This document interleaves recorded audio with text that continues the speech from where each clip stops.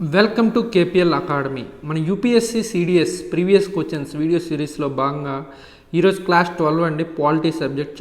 చాలా ఇంపార్టెంట్ ఈ video series అనేది. మీకు చాలా యూస్ఫుల్ అవుతుంది. మేము అన్ని టిపికల్ క్వశ్చన్స్ తీసుకుని వాటిని ఎక్స్ప్లెయిన్ చేస్తున్నాం. వాటి యొక్క కాన్సెప్ట్స్ కూడా క్లియర్గా ఎక్స్ప్లెయిన్ చేయడానికి ట్రై చేస్తున్నాం. ఏమైనా మీకు డౌట్స్ ఉంటే కామెంట్ సెక్షన్లో పోస్ట్ చేయండి.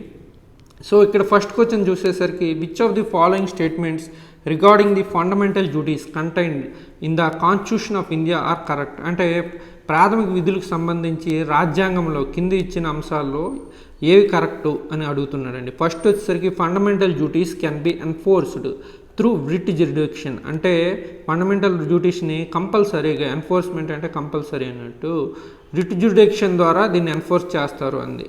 ఇది కాదు, మనకు తెలిసింది. ఫండమెంటల్ డ్యూటీస్ ఏమి అంటే జస్ట్ పాటించవచ్చు కానీ ఎన్ఫోర్స్మెంట్ ఏమీ లేదు. కంపల్సరీ అంటే ఫండమెంటల్ రైట్స్లో ఎట్లా కాదు. Fundamental duties have formed a part of constitution since its adoption. Adoption అంటే రాజ్యాంగం స్టార్ట్ అయిన నుంచే మనకి అంటే ఫండమెంటల్ డ్యూటీస్ రాజ్యాంగంలో ఉన్నాయి. అంటే 1950లో రాజ్యాంగం ఆమోదం పొందింది కదా, అప్పటి నుంచి అడాప్షన్ అంటే స్టార్టింగ్ అన్నట్టు. కానీ మనకి తెలుసు, స్వరణ్ సింగ్ కమిటీ సూచనల మేరకు 1976లో 42వ రాజ్యాంగ సవరణ ద్వారా 42nd అమెండ్మెంట్, అంటే ఇక్కడ రాజ్యాంగం స్టార్ట్ అయినప్పటి నుంచి ఫండమెంటల్ డ్యూటీస్ లేవండి. 1976లో స్టార్ట్ అయ్యాయి. సో ఈ ఆప్షన్ కూడా wrong option. Third option, fundamental duties became a part of constitution in accordance with the recommendations of the Swaran Singh committee. అంటే స్వరణ్ సింగ్ కమిటీ సూచనల మేరకు ఫండమెంటల్ డ్యూటీస్ని మన రాజ్యాంగంలో చేర్చారు. ఇది కరెక్ట్ ఆప్షన్ అండి. Fundamental duties are applicable only to the citizen. మన దేశ పౌరుల కోసమే ఈ ఫండమెంటల్ డ్యూటీస్ అనేవి, విదేశీయులు అవసరం లేదు. ప్రాథమిక విధులు కేవలం మన దేశ పౌరులకు మాత్రమే అప్లై అవుతాయి. So option D, third option అండి, 3 and 4 డి ఆప్షన్, ఇది కరెక్ట్ ఆప్షన్. చాలా ఇంపార్టెంట్ అయింది. ప్రీవియస్ క్వశ్చన్స్ సిడిఎస్ అనేవి చాలా యూస్ఫుల్గా ఉన్నాయి. మన ఏపీఎస్సీలో కూడా డైరెక్ట్గా క్వశ్చన్స్ అడిగే ఛాన్స్ ఉంది. మీరు చదువుకున్న సబ్జెక్ట్ ఎంతవరకు మీకు అర్థమైందని చెప్పడానికి కాన్సెప్చువల్ క్వశ్చన్స్ అన్నీ కూడా చాలా యూస్ఫుల్ అవుతాయండి. మీరు ఫాలో కావడం చాలా యూస్ఫుల్గా ఉంటుంది ఎగ్జామ్ పాయింట్ ఆఫ్ వ్యూలో మాత్రం. The క్వారం for joint sitting of the Indian parliament is, అంటే జాయింట్ సిట్టింగ్ ఉమ్మడి సమావేశాలకి క్వారం ఎంత భారతదేశ పార్లమెంట్లో అనేది క్వశ్చన్ అండి. అసలు ఉమ్మడి సమావేశాలు ఎప్పుడు జరుగుతాయి అనేది మనకు తెలుసు. ఈ విషయం, ఉమ్మడి సమావేశాలు ఎప్పుడు జరుగుతాయి? ఫస్ట్ సభలో, అంటే లోక్సభ రాజ్యసభ ఉంది కదా, మొదట ఏదో ఒక సభలో ఆమోదం పొంది, ఫస్ట్ సభలో ఆమోదం పొంది, రెండవ సభలో ఆమోదం పొందినప్పుడు, సెకండ్ సభలో ఆమోదం, అది లోక్సభ అవ్వచ్చు రాజ్యసభ అవ్వచ్చు, రెండవ సభలో ఆమోదం పొందినప్పుడు ఫస్ట్ సభలో ఆమోదం పొందాం. లేదా సెకండ్ కేసు ఏంటంటే, ఫస్ట్ సభలో ఆమోదం పొంది రెండవ సభలో 6 months అయినా సరే, సెకండ్ సభలో 6 months, అంటే లోక్సభ అవ్వచ్చు రాజ్యసభ అవ్వచ్చు, 6 months అయినా సరే ఇంకా ఆమోదం తెలపనప్పుడు రాష్ట్రపతి ఈ ఉమ్మడి జాయింట్ సిట్టింగ్ని ఏర్పాటు చేయొచ్చండి. సో ఇందులో ఇది కేవలం, అంటే మనకి ఇక్కడ తెలుసుకున్న కాన్సెప్ట్ ఏంటంటే, ఈ జాయింట్ సిట్టింగ్ అనేది కేవలం సాధారణ బిల్లులకి మరియు ఆర్థిక బిల్లులు, అంతేగాని ద్రవ్య బిల్లులకు ఉండదు, అంటే మనీ బిల్లులకు ఉండదు. సాధారణ బిల్లులు, ఆర్థిక బిల్లులకు మాత్రమే ఈ జాయింట్ సిట్టింగ్ అనేది ఏర్పాటు చేస్తారు. సో దీని యొక్క కోరం, అంటే మనం క్వశ్చన్కి వచ్చేసరికి దీని యొక్క కోరం ఎంత అంటే 1/10 ఆఫ్ టోటల్ మెంబర్స్, అంటే Lok Sabha plus Rajya Sabha, 1/10 of Lok Sabha plus Rajya Sabha total members అండి, టోటల్ మెంబర్స్. ఇది చాలా ఇంపార్టెంట్ ఇటువంటి బిట్స్ అనేవి. మనం 1/6 అనుకుంటాం, అంటే కన్ఫ్యూజ్ అవ్వకూడదు. 1/10 of the total members of the house అండి. థర్డ్ క్వశ్చన్ వచ్చేసరికి, అకార్డింగ్ టు ది కాన్స్టిట్యూషన్, అంటే 52వ రాజ్యాంగ సవరణ ద్వారా 1985లో దీన్ని అమెండ్మెంట్ కూడా చేశారు. 2003లో ఏ లెజిస్లేటర్ అట్రాక్ట్ డిస్క్వాలిఫికేషన్, అంటే 1985లో 52వ రాజ్యాంగ సవరణ ద్వారా మనకి ఈ పార్టీ ఫిరాయింపుల చట్టం అనేది ఒకటి యాడ్ చేశారు కదా 10th షెడ్యూల్లో. ఇది 2003లో దాని అమెండ్మెంట్ కూడా, అంటే చిన్న సవరణలు, రాజ్యాంగ సవరణలు మళ్ళీ జరిగాయి. సో ఒక లెజిస్లేటర్, అంటే ఎవరైనా సరే పార్టీ ఫిరాయింపుల చట్టం ద్వారా డిస్క్వాలిఫై కావాలంటే కింది వానిలో ఏ అంశాలు అతను అంటే సాటిస్ఫై చేయగలగాలి, అప్పుడు అతను డిస్క్వాలిఫై చేయొచ్చు అనేది క్వశ్చన్ అండి. He voluntarily gives up the membership of the party and whose ticket was elected. Basic ఇందులో మనం ముందు కాన్సెప్ట్ తెలుసుకుందాం. అసలు అంటే 3 types ఉందండి. రాజకీయ పార్టీ సభ్యులు అనుకోండి, రాజకీయ పార్టీ సభ్యులైతే ఎప్పుడు డిస్క్వాలిఫై అవుతారు? పార్టీ ఫిరాయింపుల చట్టం ప్రకారం ఎప్పుడు డిస్క్వాలిఫై అయ్యే ఛాన్స్ ఉంది అంటే, రాజకీయ పార్టీ తరపున ఏదైనా ఒక పార్టీ తరపున ఎంపికయ్యి ఆ పార్టీకి స్వచ్ఛందంగా రాజీనామా చేసినప్పుడు, అంటే స్వచ్ఛందంగా కానీ అతను రాజీనామా ఏ పార్టీ ద్వారా, సపోజ్ కాంగ్రెస్ ద్వారా ఎన్నికయ్యాడు, కాంగ్రెస్కి స్వచ్ఛందంగా రాజీనామా చేస్తే అటువంటి వాటి మీద అనర్హత వేటు అంటే ఈ పార్టీ ఫిరాయింపుల చట్టాన్ని ప్రయోగించవచ్చు. పార్టీ జారీ చేసిన ఆదేశాలకు విరుద్ధంగా సభ్యుడు గైర్హాజరు అవ్వడం లేదా వ్యతిరేకంగా ఓటేయడం, అంటే ఏదైనా ఒక బిల్లు మీద పార్టీ చెప్పినట్టు కాకుండా తనకిష్టం పార్టీ జారీ చేసిన ఆదేశాలకు కాకుండా దానికి విరుద్ధంగా పనిచేయడం లేదా గైర్హాజరైనప్పుడు, ఇటువంటిప్పుడు కూడా ఛాన్స్ ఉందండి. 2 ఆప్షన్, విరుద్ధంగా ఓటేసినా గైర్హాజరైనా ఇతని పైన పార్టీ ఫిరాయింపుల చట్టాన్ని ప్రయోగించే ఛాన్సెస్ అయితే ఉన్నాయి. సో ఏదైనా రాజకీయ పార్టీ సభ్యుడైతే ఈ 2 ఛాన్సెస్లో ఉన్నాయి. అంటే ఏదైనా బిల్లు విషయంలో పార్టీ కానీ విప్ జారీ చేసింది అంటే కంపల్సరీగా ఆ విప్ని ఫాలో కావాలి. అంటే పార్టీ చెప్పిన దానికి ఇతను విరుద్ధంగా ప్రవర్తించకూడదు, అలా అని గైర్హాజరు కూడా కాకూడదు. అదే ఒక స్వతంత్ర సభ్యుడు అనుకోండి, స్వతంత్ర సభ్యుడు ఎప్పుడు డిస్క్వాలిఫై అంటే ఏ పార్టీ తరపున ఎన్నిక కాలేదు, అటువంటి సభ్యుడు ఎప్పుడు డిస్క్వాలిఫై అయ్యే ఛాన్స్ ఉంది అంటే స్వతంత్ర సభ్యుడైతే మాత్రం ఏదైనా పార్టీలో చేరాడంటే, స్వతంత్ర సభ్యుడు ఎన్నికైనప్పుడు అతను ఏదైనా పార్టీలో చేరితే అతనికి డిస్క్వాలిఫై అయ్యాయి అంటే పార్టీ ఫిరాయింపుల చట్టం అతనిపైన ప్రయోగించవచ్చు. ఒక ఇండిపెండెంట్ మెంబర్ కానీ, ఇండిపెండెంట్ మెంబర్ అంటే సెలెక్ట్ అయ్యాడు కదా, అతను ఏ పార్టీ తరపున పోటీ చేయకన్నా అతను ఇండిపెండెంట్గా పోటీ చేసి గెలిచి తర్వాత ఏదైనా పార్టీలో చేరితే అతని పైన డిస్క్వాలిఫికేషన్ వేయచ్చు. చాలా చాలా ఇంపార్టెంట్ అండి ఇవన్నీ కూడా. ఎందుకంటే డిస్క్వాలిఫికేషన్ మనకి కంపల్సరీ గుర్తుండాలి. స్వచ్ఛందంగా రాజకీయ వేయడం అంటే వాలంటీర్, ఈ వాలంటీర్లీ గివ్స్ అప్ అన్నట్టు మనం చెప్పచ్చు. అలాగే ఏదైనా స్వతంత్ర సభ్యుడు పార్టీలో చేరితే, నెక్స్ట్ వచ్చేసరికి నామినేటెడ్ సభ్యుడు ఉంది కదా, నామినేటెడ్కి వచ్చేసరికి ఇక్కడ క్రైటీరియా ఉందండి. నామినేటెడ్ సభ్యుడు 6 నెలలలోపు ఏదైనా పార్టీలో చేరితే, అంత నామినేట్ సభ్యుడు ఏదైనా 6 months లోపు ఏదైనా పార్టీలో చేరితే ఓకే, అతని పైన పార్టీ ఫిరాయింపుల చట్టం ప్రయోగించకూడదు. కానీ 6 నెలలు దాటాక మాత్రం, 6 months దాటాక మాత్రం ఏదైనా పార్టీలో చేరితే నామినేటెడ్ సభ్యుడు అతని పైన పార్టీ ఫిరాయింపుల చట్టాన్ని ప్రయోగించవచ్చు. ఇది చాలా చాలా ఇంపార్టెంట్ అండి. ఇది 6 నెలల లోపు అయితే ఓకే, కానీ 6 నెలలు దాటితే మాత్రం అతని పైన పార్టీ ఫిరాయింపుల చట్టాన్ని ప్రయోగించవచ్చు. అలాగే ఇంకా ఒకటి ఉందండి మనకి, 1/3 ఏదైనా ఒక పార్టీలో చీలికి వచ్చి అందులో సభ్యుల్లో 2/3 సభ్యుల కన్నా తక్కువ సభ్యులు వేరే పార్టీలో చేరినప్పుడు, ఫర్ ఎగ్జాంపుల్ 150 members ఉన్నారండి, ఇందులో 2/3 అంటే 100 members కన్నా తక్కువ, ఒక 50 members అదర్ పార్టీలో జాయిన్ అవుతున్నారంటే వీళ్ళ పైన పార్టీ ఫిరాయింపుల చట్టం చేయొచ్చు. అదే 2/3 members కానీ వేరే పార్టీలో చేరితే, 2/3 దానికన్నా ఎక్కువ చేరితే వాళ్ళని విలీనం చేస్తారండి, పార్టీ విలీనం అంటారు. అప్పట్లో ప్రజారాజ్యం కాంగ్రెస్లో ఎలాగ విలీనం అయింది. నెక్స్ట్ వచ్చేసరికి లేటెస్ట్గా టీడీపీ నుంచి రాజ్యసభ సభ్యులు 6గురిలో 4 వేరే పార్టీ అంటే బీజేపీలో చేరి పార్టీ విలీనం అంటే మేమందరం బీజేపీలో విలీనం అవుతున్నామని అలా విధంగా చెప్పారు. సో 2/3 members కానీ, ఒక పార్టీలో 2/3 members కానీ వేరే పార్టీలో చేరితే వారిపైన పార్టీ ఫిరాయింపుల చట్టం ఉండదు. కానీ 2/3 కన్నా తక్కువ మెంబర్స్ కానీ చేరితే వాళ్ళపైన పార్టీ ఫిరాయింపుల చట్టం చేయొచ్చు. అదే 2003లో అమెండ్ చేశారండి దాన్ని. అంతకుముందు అంటే ఎక్స్ట్రా వచ్చింది ఆ 2/3, ఈ పాయింటే 2003లో అమెండ్మెంట్ చేశాక వచ్చింది.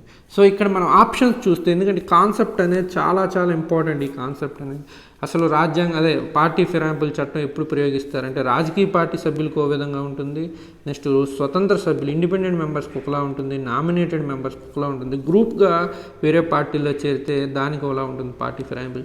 ఫస్ట్ చూస్తే he voluntarily gives up the membership of the party on whose ticket he was elected.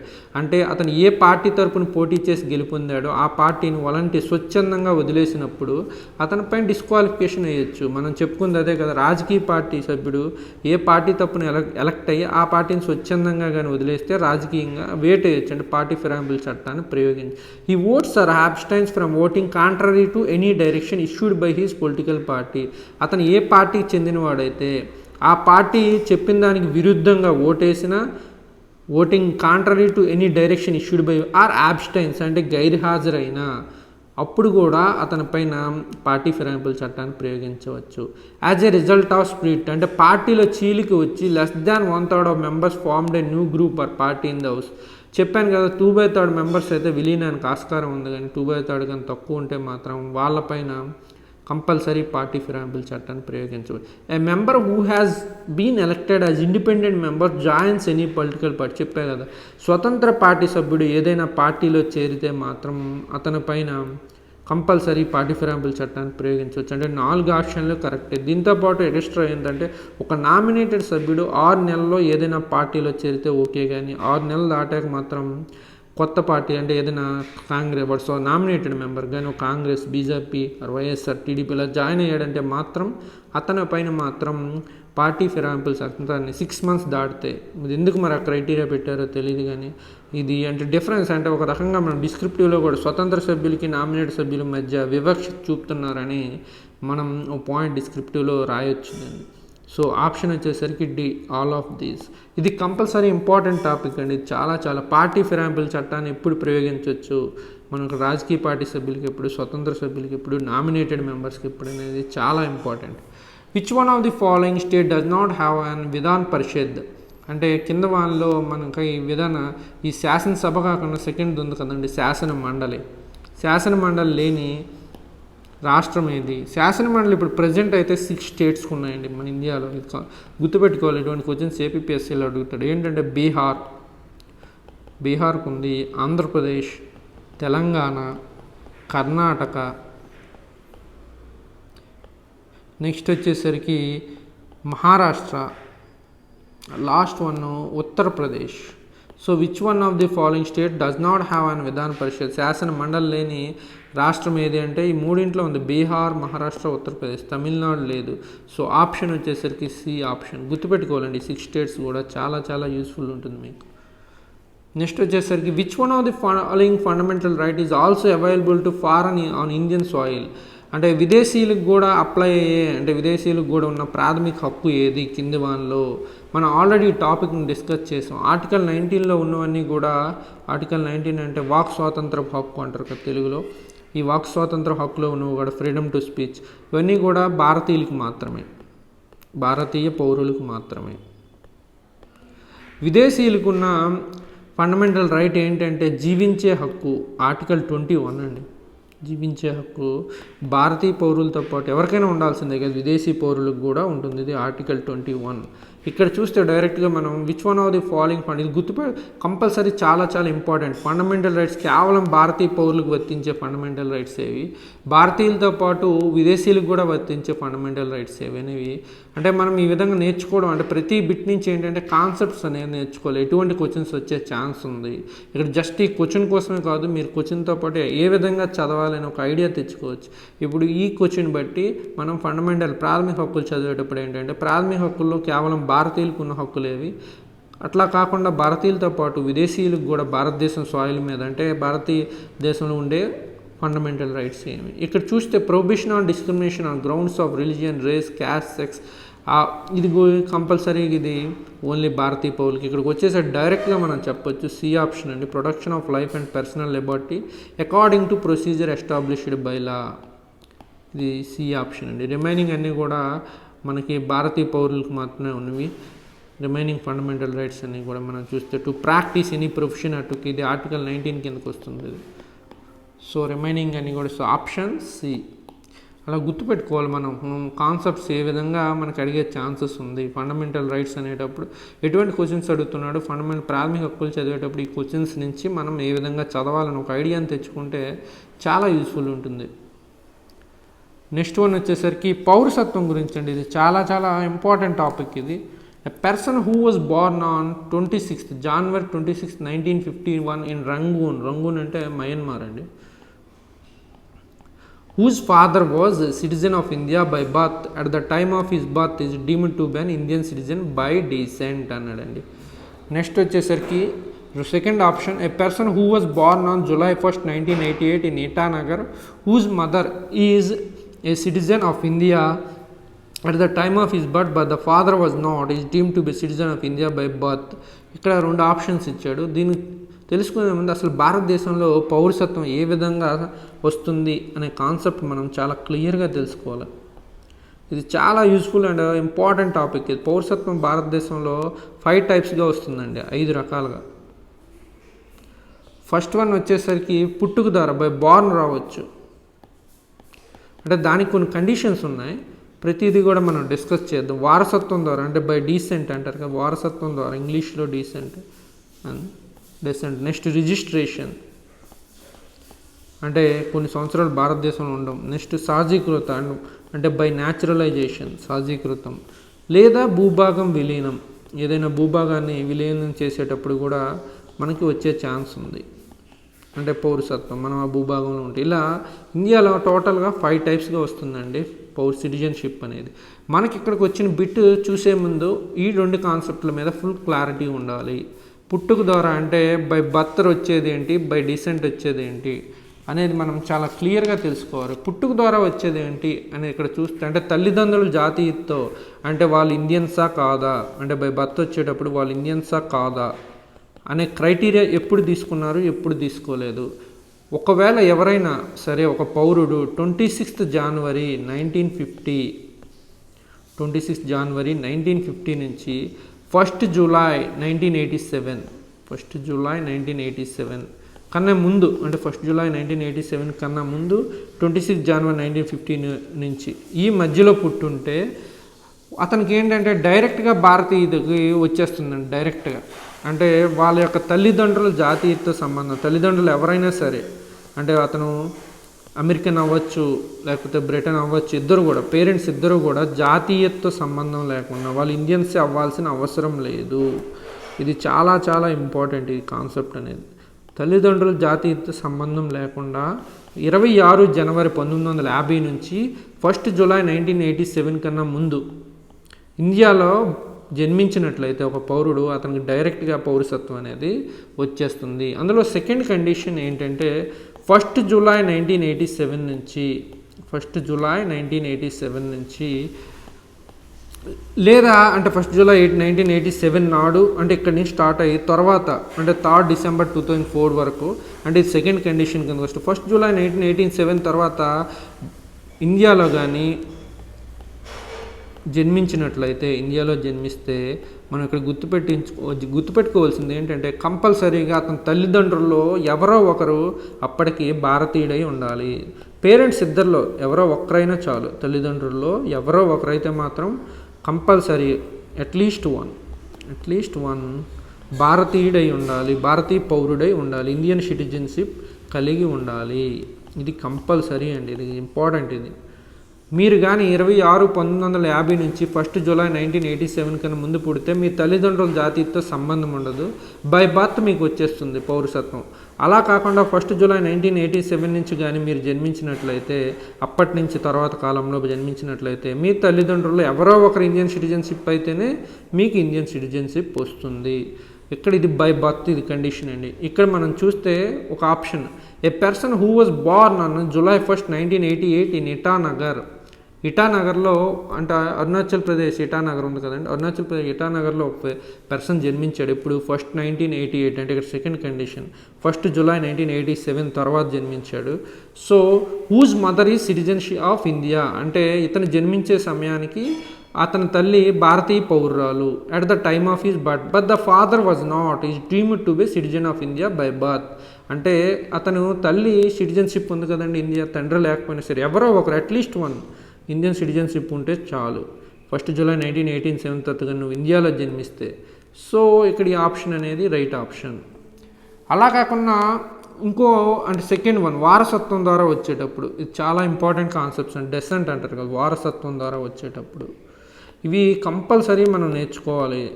ఈ కాన్సెప్ట్స్ అనేవి సివిల్స్లోనే కాదు ఏపీపీఎస్సీలో కూడా ఇచ్చే ఛాన్సెస్ ఉన్నాయి, చాలా చాలా యూస్ఫుల్.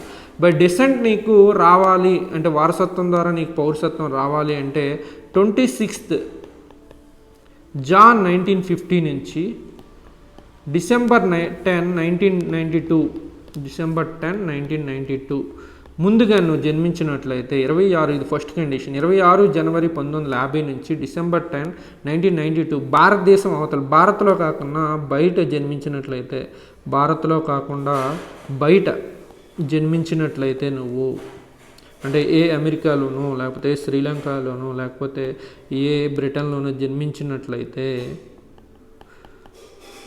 అటువంటి వాడికి భారతీయ పౌరసత్వం రావాలి అంటే అతని తండ్రి కంపల్సరీగా కంపల్సరీగా భారతీయ పౌరుడై ఉండాలి. తండ్రి భారతీయ పౌరుడై ఉండాలి. అంటే ఇండియన్ సిటిజన్షిప్ అతని ఫాదర్కి ఉండాలండి కంపల్సరీ. ఇక్కడ తండ్రి అట్లీస్ట్ వన్ కాదు, తండ్రికి కంపల్సరీ ఉండాలి. 26 జాన్ 1950 నుంచి డిసెంబర్ 10 1992 వరకు. అలా కాకుండా 10th డిసెంబర్ 92 నుంచి అయితే ఎవరైనా జన్మించినట్లయితే, అంటే భారత్లో కాకుండా బయట జన్మించినట్లయితే అతనికి పౌరసత్వం ఇండియన్ సిటిజన్షిప్ రావాలంటే తల్లిదండ్రుల్లో ఎవరో ఒకరు భారతీయ పౌరుడై ఉండాలి.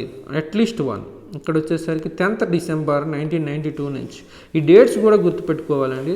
ఇక్కడ 10th డిసెంబర్ 1992 ముందు వరకు మాత్రమే. 10th డిసెంబర్ 1992 నుంచి స్టార్ట్ అయిన తర్వాత అంటే తల్లిదండ్రులు అట్లీస్ట్ వన్ భారతీయ పౌరుడు ఉండాలి. కానీ నువ్వు అంటే ఇది కూడా బయట జన్మించినప్పుడే.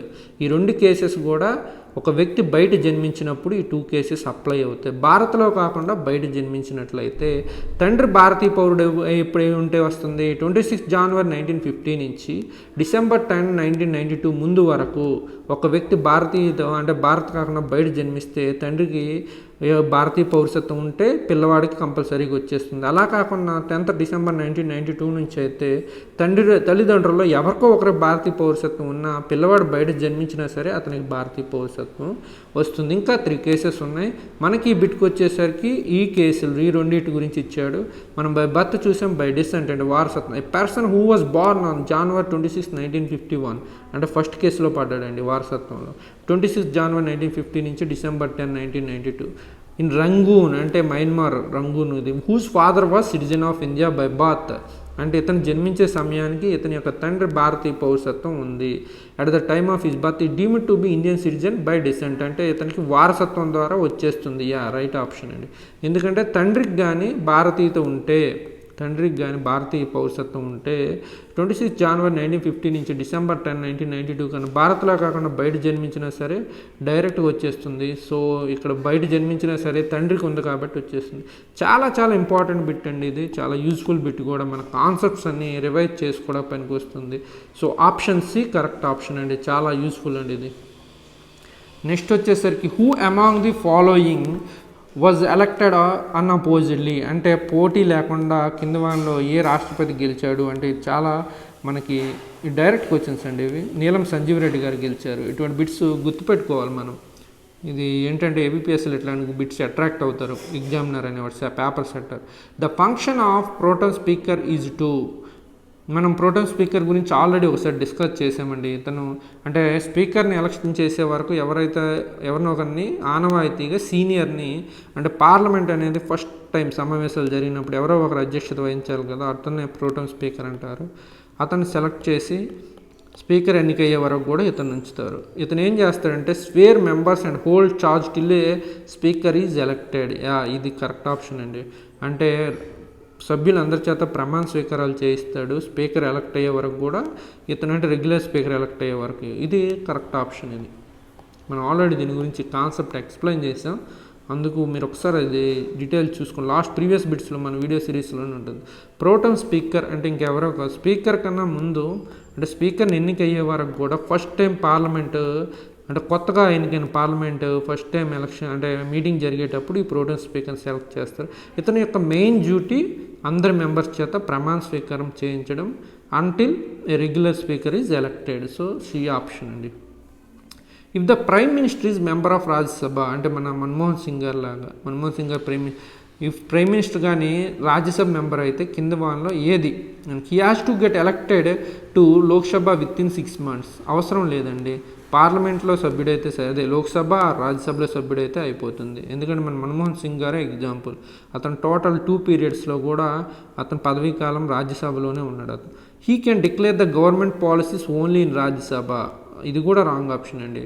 ఒక మినిస్టర్ కానీ ప్రైమ్ మినిస్టర్ కానీ బోత్ అంటే లోక్సభ రాజ్యసభలో అతను పాలసీస్ గురించి ఉపన్యాసాలు అంటే స్పీచెస్ అంటే చెప్పొచ్చు, డిక్లేర్ చేయొచ్చు ఏవైనా పాలసీస్ అయినా దానికి, లేకపోతే క్వశ్చన్స్కి ఆన్సర్స్ కూడా చెప్పొచ్చు. He or she cannot take part in voting when vote of no confidence is under consideration. ఇది చాలా చాలా ఇది ఇంపార్టెంట్ బిట్ ఇక్కడ మనకి. ఎందుకంటే నో కాన్ఫిడెన్స్ మోషన్ వచ్చినప్పుడు మాత్రం అతను ఓటింగ్ చేయలేడు. నో కాన్ఫిడెన్స్ మోషన్ ఎక్కడ అవుతుంది? లోక్సభలో అవుతుంది. ప్రభుత్వం మెజారిటీ నిరూపించుకోవాల్సింది లోక్సభలో. సో ఇది కరెక్ట్ ఆప్షన్. ఈ కాన్సెప్ట్ అనేది మనకు ఆల్రెడీ తెలుసు, అందుకే ఇంపార్టెంట్ కాన్సెప్ట్ ఇది. So option C correct option అండి. He cannot take part in budget deliberation in Lok Sabha అనేది కూడా కాదు. సో రాజ్యసభలో మెంబర్ అయినా సరే అతను అంటే రెండు సభల్లో కూడా అతను స్పీచెస్ ఇవ్వచ్చు, లేకపోతే డిక్లేర్ చేయొచ్చు ఏమైనా పాలసీస్, బడ్జెట్ యొక్క ఆన్సర్స్ చెప్పొచ్చు. కానీ అతను ఏంటంటే నో కాన్ఫిడెన్స్ మోషన్లో పాల్గొలేడు, ఎందుకంటే అతను మెంబర్షిప్ ఉండదు కదా లోక్సభలోనే నో కాన్ఫిడెన్స్ మోషన్ జరుగుతుంది కాబట్టి. Next, under which of the following conditions security deposits of candidate contesting for Lok Sabha seat is return to him her. ఇది మనకి చాలా ఇంపార్టెంట్ కాన్సెప్ట్ అని, ఎందుకంటే ఇది ఒక కొత్త కాన్సెప్ట్, మనకు వచ్చే ఛాన్సెస్ ఉంటాయి ఇటువంటివి. అసలు అంటే ఇప్పుడు లోక్సభకు పోటీ చేసేటప్పుడు మనం చూస్తే వాళ్ళ దగ్గర మెంబర్స్ దగ్గర ఎవరైతే అభ్యర్థులు ఉంటారో వాళ్ళ దగ్గర డిపాజిట్ తీసుకుంటారండి సెక్యూరిటీ కింద. ఎందుకంటే ఈ డిపాజిట్ కింద తీసుకోకపోతే ఈవెన్ సీరియస్ క్యాండిడేట్స్ కాకుండా నార్మల్ పర్సన్స్ కూడా, అంటే వాళ్ళకి ఇంట్రెస్ట్ లేకపోయినా సరే పోటీ చేసే ఛాన్సెస్ ఉందని ఒక కారణంతో ఈ డిపాజిట్స్ తీసుకుంటారు. ఈ డిపాజిట్ రిటర్న్ ఇవ్వాలి అంటే కొన్ని కండిషన్స్ ఉన్నాయి, అప్పుడు మాత్రమే వాళ్ళు తిరిగి ఇచ్చేస్తారు వాళ్ళ డబ్బుల్ని. ఎందుకంటే ఎలక్షన్లో ఊరికి సరదా కోసం అందరూ పోటీ చేయకూడదన్న ఒక ఉద్దేశంతో ఈ డిపాజిట్స్ అనేవి తెచ్చారు. సో ఫస్ట్ అంటే ఇందులో డిపాజిట్స్ నీకు రిటర్న్ అవ్వాలి అంటే ఏంటంటే ఏదైనా క్యాండిడేట్ యొక్క నామినేషన్ రిజెక్ట్ అయిపోయింది అనుకోండి, అటువంటి క్యాండిడేట్స్కి డైరెక్ట్ డిపాజిట్ తిరిగి ఇచ్చేస్తారు. నామినేషన్ అతను యాక్సెప్ట్ అయినా సరే విత్డ్రా చేశాడు అనుకోండి, అటువంటప్పుడు కూడా నామినేషన్ యాక్సెప్ట్ అయ్యి విత్డ్రా చేసినప్పుడు కూడా డిపాజిట్ చేసేస్తారు. అంటే వాళ్ళు మనీ డిపాజిట్ చేస్తారు కదా, దాన్ని విత్డ్రా తీసుకున్నా సరే డిపాజిట్ చేస్తారు. లేదా అతను ఎలక్షన్స్ కన్నా ముందు, పోల్ కన్నా ముందుగా చనిపోయినా సరే, హీ డైస్ బిఫోర్ పోల్స్, ఆ ఆస్పెక్ట్లో కూడా అంటే దీన్ని కూడా కన్సిడర్ చేస్తారు, బిఫోర్ పోల్ అయినా చేస్తారండి.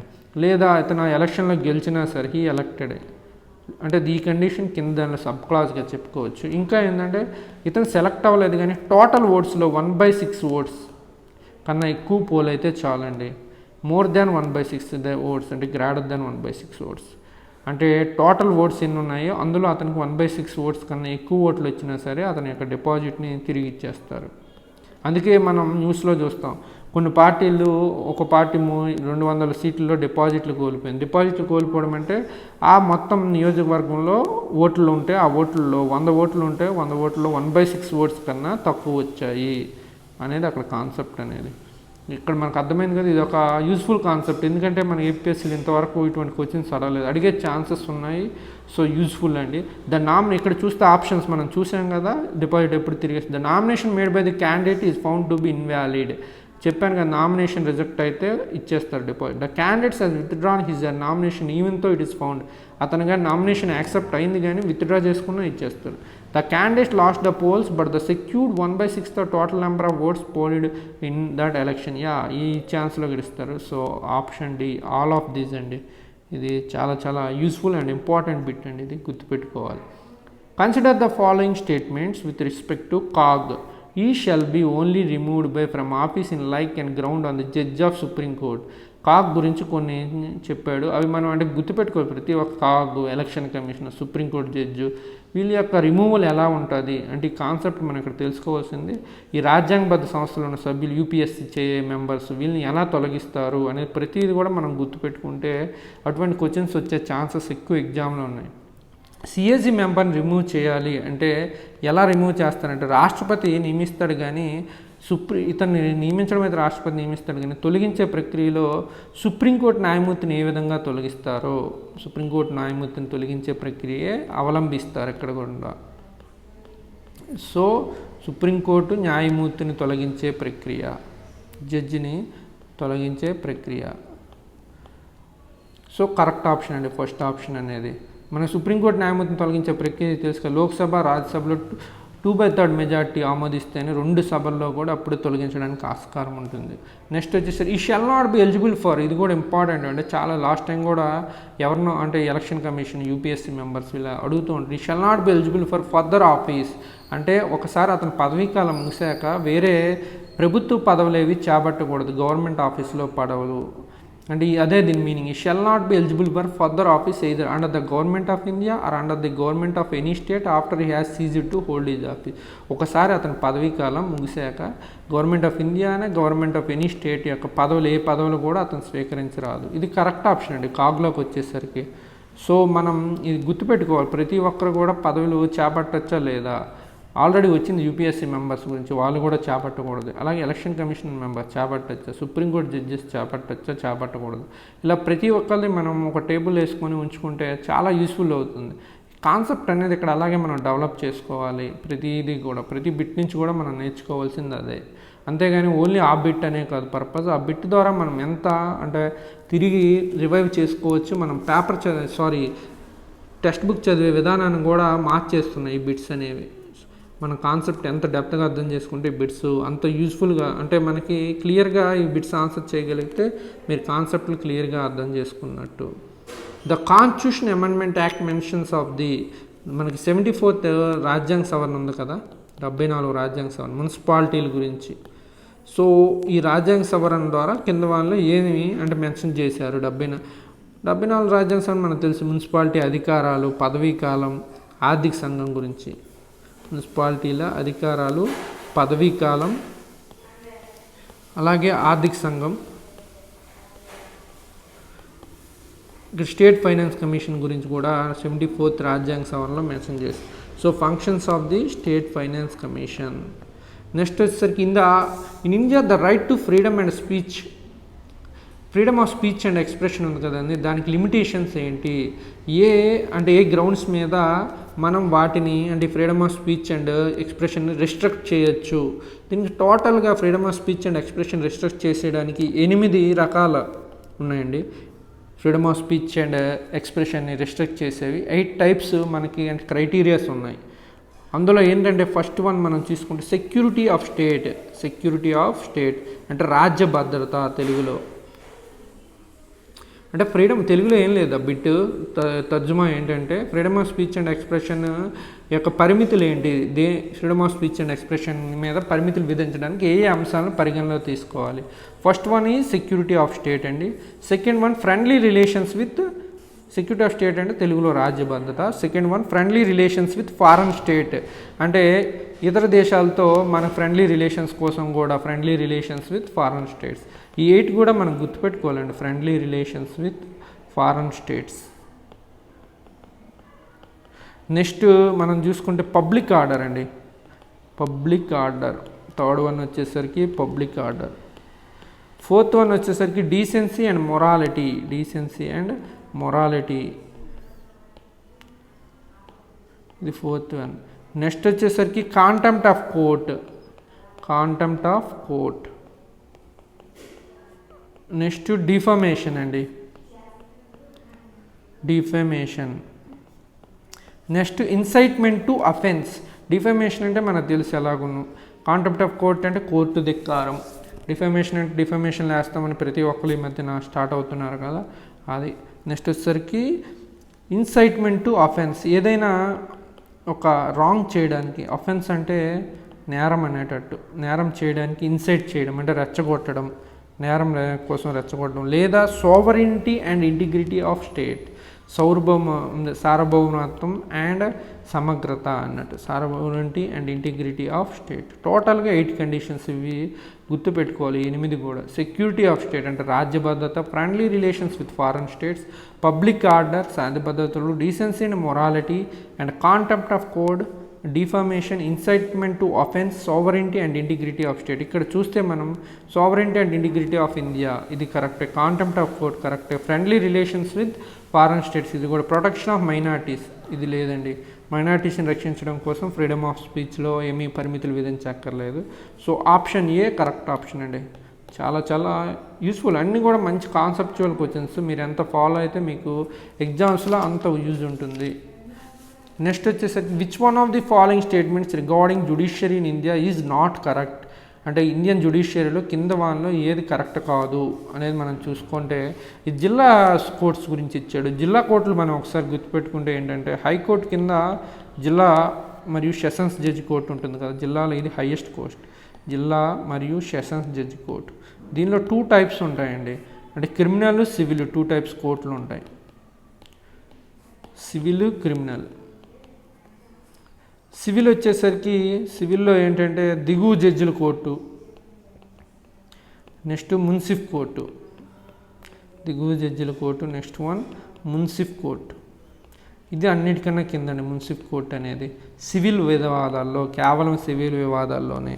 నెక్స్ట్ వచ్చేసరికి క్రిమినల్కి వచ్చేసరికి చీఫ్ జ్యుడిషియరీ మెజిస్ట్రేట్ కోర్ట్ ఉంటుందండి. చీఫ్ జ్యుడిషియరీ మెజిస్ట్రేట్ కోర్ట్, ఇది క్రిమినల్లో, ఇది చీఫ్ జ్యుడిషియరీ మెజిస్ట్రేట్ కోర్ట్. దాని కింద జ్యుడిషియల్ మెజిస్ట్రేట్ కోర్ట్ ఉంటుందండి. ఇది దీని వైపు అంటే క్రిమినల్ వైపు ఇది chief judiciary magistrate court. So మనం ఇక్కడ చూస్తే డైరెక్ట్గా the Munsif code has both, ఇక్కడ ఏమన్నాడు నాట్ కరెక్ట్ అన్నాడు కదా. మున్సిఫ్ కోర్ట్ అనేది కేవలం సివిల్ వివాదాలకు సంబంధించిందే, అది మనం ఇక్కడ గుర్తుపెట్టుకోవాలి. The Munsif code has both civil and criminal jurisdiction అంటే అధికార పరిధి అని, దాని యొక్క అధికార పరిధిలో రెండు వస్తాయి. క్రిమినల్ అండ్ సివిల్ అంటే కాదండి, అది కేవలం సివిల్ వివాదాల కోసమే. The district and sessions judge is the principal court of civil jurisdiction. ఇవన్నీ కూడా ఇది రైట్ ఆప్షనే. District courts in India are presided over జడ్జితో. The district and session court judge district అంటే ఇండియా జిల్లాలో డిస్ట్రిక్ట్ అండ్ సెషన్ జడ్జికి మాత్రమే capital punishment, ఇది ఉరిశిక్ష చేసే ఇది ఉంటుంది అతనికి. సో ఇక్కడ చూస్తే మున్సిఫ్ కోర్టుకి both civil and criminal jurisdiction అయితే ఉండదు. ఇది సివిల్ కోర్ట్ మున్సిఫ్ కోర్ట్ అనేది. జ్యుడిషియరీ కింద అదే క్రిమినల్ కోర్ట్ కిందకి వచ్చేసరికి జ్యుడిషియల్ మెజిస్ట్రేట్ కోర్ట్ అని ఉంటుందండి, జ్యుడిషియల్ మెజిస్ట్రేట్ కోర్ట్. సో ఇక్కడ ఆప్షన్ వచ్చేసరికి మనం నాట్ కరెక్ట్ అన్నాడు కాబట్టి సి. దీన్ని బట్టి ఏంటంటే మనం జిల్లా కోర్టుల గురించి క్లియర్గా తెలుసుకోవాలి అని ఈ ఆప్షన్ బట్టి తెలుస్తుందండి. Which one of the following statement with regard to inter state council is correct? It was established under the provisions of constitution India. రాజ్యాంగంలోని ఆర్టికల్స్ ద్వారా ఇది ఎస్టాబ్లిష్ చేయబడింది. అవును, ఆర్టికల్ 263 అండి. ఇంటర్ స్టేట్ కౌన్సిల్ అనేది article 263. The council is a recommendatory body. ఇది కేవలం అవునండి, ఇది మెయిన్ ఏంటంటే ఇంటర్ స్టేట్ కౌన్సిల్ ఉండేది కేంద్ర రాష్ట్ర వివాదాలను, కేంద్రాలకి రాష్ట్రాల మధ్య ఏమైనా వివాదాలు ఉంటే పరిష్కరించడానికి ఇది యూజ్ అవుతుంది. అలాగే రాష్ట్రాల మధ్య వివాదాలు కూడా పరిష్కరించడానికి ఇది యూజ్ అవుతుంది. అంటే కానీ ఇది ఒక సలహాలు, ఇది ఏంటంటే కేవలం రికమెండేటరీ అంటే కేవలం సలహాల మండలి మాత్రమే, రికమెండేటరీ బాడీ. అంతేగాని వీళ్ళు చెప్పింది చేయాలన్న అవసరం ఏం లేదు, కేవలం వీళ్ళు సలహా మండలిగా కింద మాత్రమే పనిచేస్తారు. ఇది correct option. There is a standing committee of the council అంటే ఒక స్థాయి సంఘం ఉంటుంది under the chairmanship of prime minister of India to process matter for consideration of the council. స్థాయి సంఘం ఒకటి ఉంటుంది, చైర్మన్షిప్. కానీ ఇది రైటేనండి, ఒక స్థాయి సంఘం ఉంటుంది అంటే ఆ కౌన్సిల్ యొక్క మ్యాటర్స్ అంటే మొత్తం ప్రక్రియలు, నిర్వహణ ప్రక్రియలను చూడడం కోసం. దాని యొక్క చైర్మన్ ఎవరంటే ప్రైమ్ మినిస్టర్ మాత్రం కాదండి, home minister, central home minister ఆధ్వర్యంలో. ఇటువంటి చూసారా మనకు ఏమనుకుంటాం అంతర్రాష్ట్ర మండల గురించి అంతా తెలుసు అనుకుంటాం. అందులో ఒక స్థాయి సంఘం ఉంటుంది, ఆ స్థాయి సంఘం దాని యొక్క నిర్వహణ ప్రక్రియను చూసుకుంటుంది. దాని యొక్క చైర్మన్ అనేవాడు సెంట్రల్ హోమ్ మినిస్టర్, అంతేగాని ప్రైమ్ మినిస్టర్ కాదు. ఇది మనం గుర్తుపెట్టుకోవాలి. ఆ స్థాయి సంఘంలో హోమ్ మినిస్టర్తో పాటు 5 క్యాబినెట్ మినిస్టర్స్ అలాగే 9 CMs కూడా ఉంటారు స్థాయి సంఘంలో. సో ఇక్కడ వచ్చేసరికి ఆప్షన్ కరెక్ట్ ఆప్షన్ సి అండి. ఇది చాలా చాలా యూజ్ఫుల్ అండి. మొత్తం మీరు ఈ వీడియో సిరీస్ని ఫాలో అయితే మీకు పాలిటీ అనేది చాలా ఏ విధంగా చదవాలి, ఎటువంటి క్వశ్చన్స్ ఇస్తున్నాడు, ఇవన్నీ కూడా చాలా క్లియర్ కట్ ఐడియా వస్తుంది. మేము కూడా డిస్కస్ చేస్తాం కాన్సెప్చువల్గా ఎటువంటి క్వశ్చన్స్ ఇస్తున్నాడు అనేది. మీకు ఎటువంటి డౌట్స్ ఉన్నా సరే కామెంట్ సెక్షన్లో పోస్ట్ చేయండి.